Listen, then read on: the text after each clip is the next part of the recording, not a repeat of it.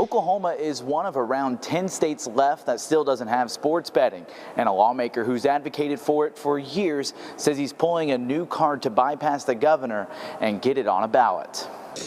If this is the will of the House and the Senate and not the will of the governor, we send it to a vote of the people.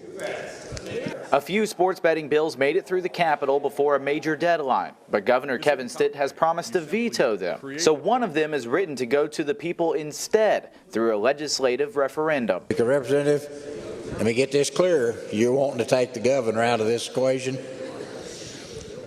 That would be correct.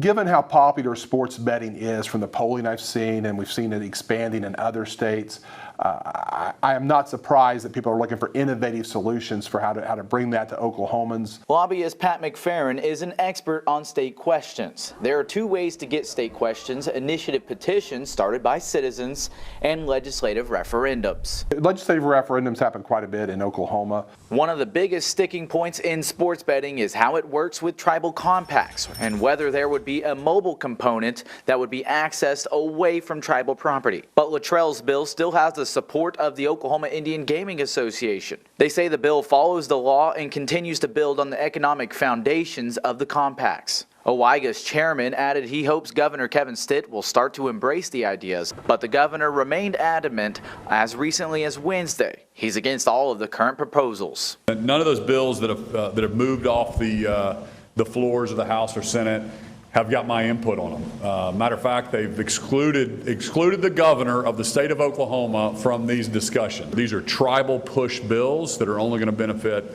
the tribes and not the citizens of Oklahoma. Now, I reached out to the governor's office Friday about Luttrell's proposed legislative referendum, and I have not heard back. At the Capitol, Dakota Wapakichi, KOCO 5 News.